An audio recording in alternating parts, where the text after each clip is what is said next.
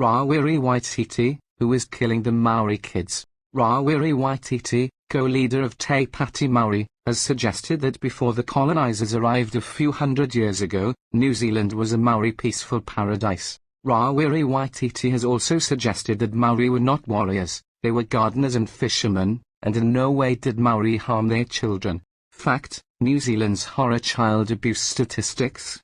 One of New Zealand's most significant social problems is horrific Maori child abuse. Maori are shockingly overrepresented in the child abuse statistics. Young Maori children are twice as likely as other groups to be subjected to child abuse, and over half of the children killed through maltreatment in New Zealand are Maori.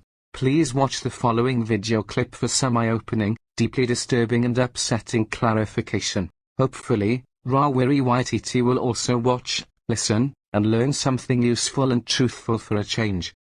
They teach in universities, and they're saying it now. Until the European arrived, New Zealand was a Maori peaceful paradise.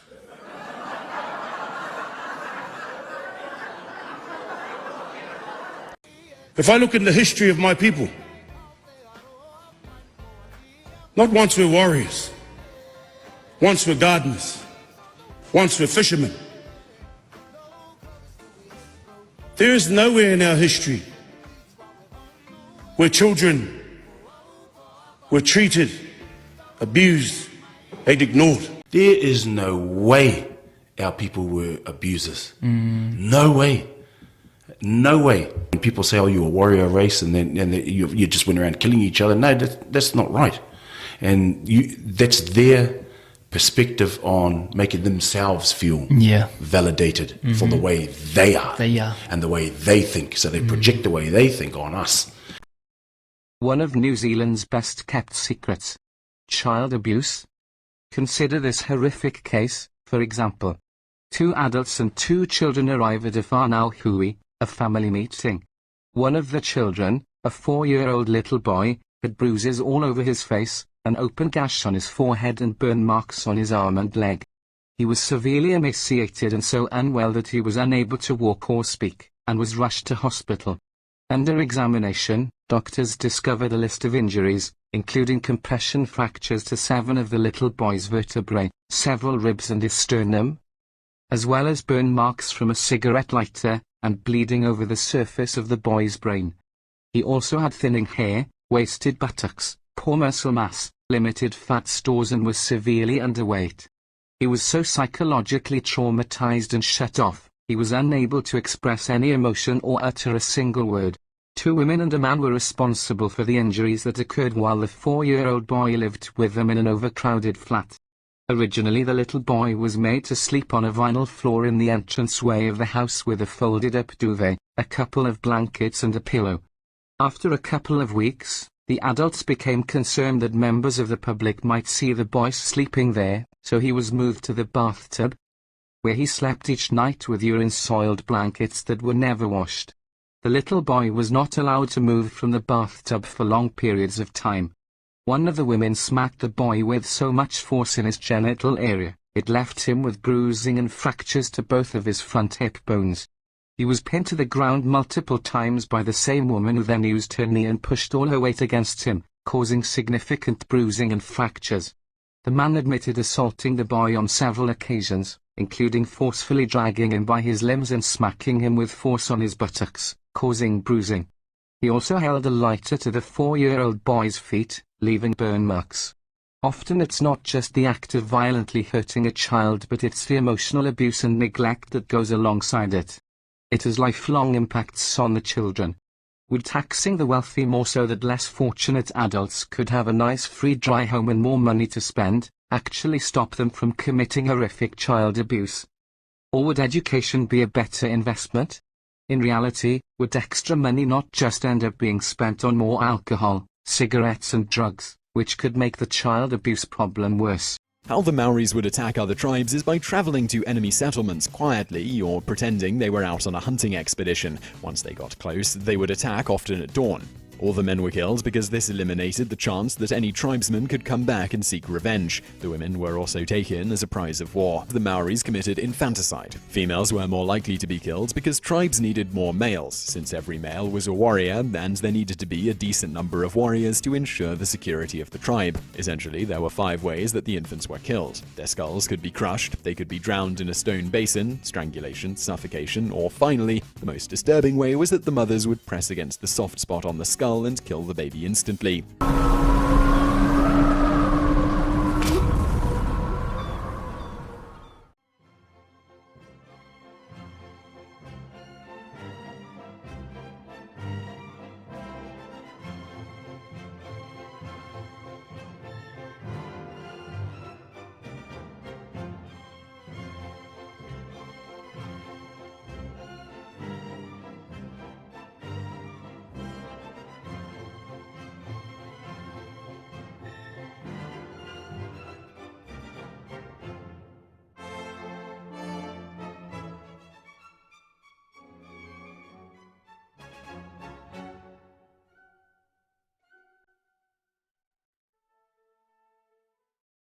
There has been a lot of polarized political talk in the media over the past few years between politicians and the left-bent mainstream media, discussing subjects concerning Māori such as the Treaty of Waitangi, Indigenous people, racist media bias, co-governance, and so on.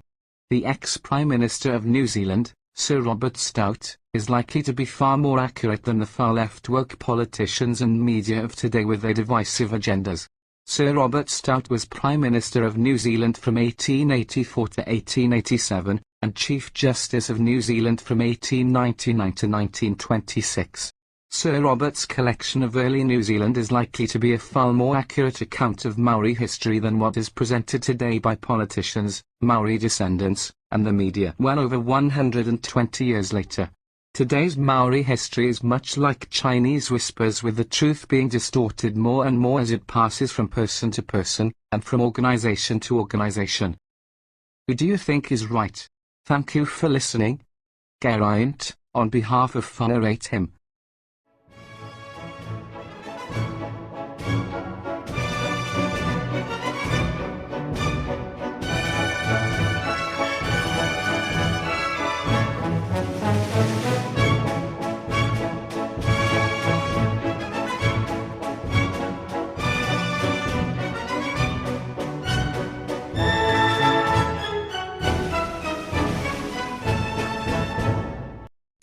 If I look in the history of my people,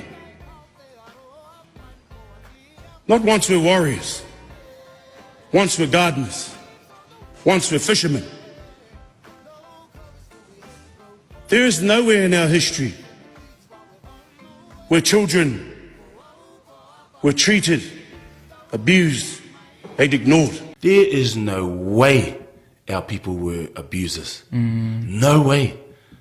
No way. When people say, oh, you're a warrior race and then you just went around killing each other. No, that's not right. And that's their perspective on making themselves feel validated for the way they are. And the way they think. So they project the way they think on us.